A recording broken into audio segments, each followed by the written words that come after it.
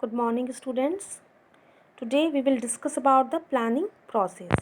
और आपको पता है कि जो भी प्रोसेस होती है तो उसमें कुछ स्टेप्स इन्वॉल्व होते हैं। तो वैसे ही प्लानिंग एक हमारा प्राइमरी फंक्शन ऑफ मैनेजमेंट है।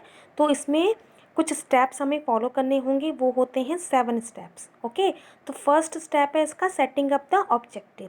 तो सबसे पहले हमें प्लानिंग करते वक्त ये देखना है कि हमारा ऑब्जेक्टिव क्या है और हमें अपने ऑब्जेक्टिव को डिसाइड करना होगा according to the goal of our organisation.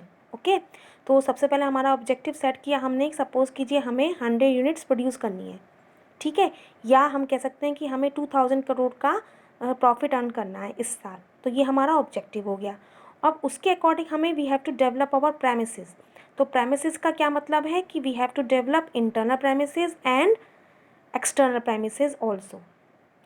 Internal premises का क्या मतलब है कि हमें उसके अकॉर्डिंग, अपने ऑब्जेक्टिव के अकॉर्डिंग हमें कैपिटल, लेबर, ये सारी चीज़ें, हमें रॉ मटेरियल जो है वो सारी चीज़ों के हमें असेंबल करने होंगे, सारे रिसोर्सेज। और एक्सटर्नल की अगर हम बात करें तो हमें सारी की सारी एनवायरनमेंट स्कैनिंग जो है वो करनी पड़ेगी।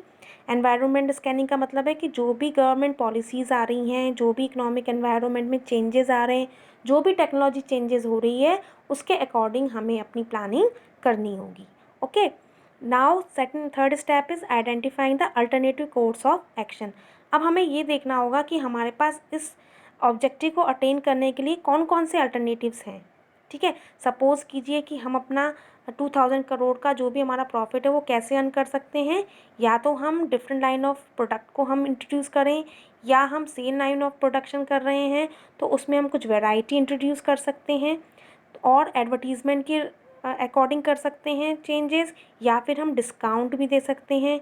उसके अकॉर्डिंग हम अपने जो भी हमारा टारगेट है उसको हम अचीव कर सकते हैं। उसके बाद हम इवेलुएट करेंगे अल्टरनेटिव कोर्सेज़ को, कि हमारी ऑर्गेनाइजेशन में हम ये देखेंगे कि कौन कौन से अल्टरनेटिव हैं और उन अल्टरनेटिव्स के क्या क्या पॉजिटिव इफ़ेक्ट हैं और क्या क्या नेगेटिव इफ़ेक्ट हैं।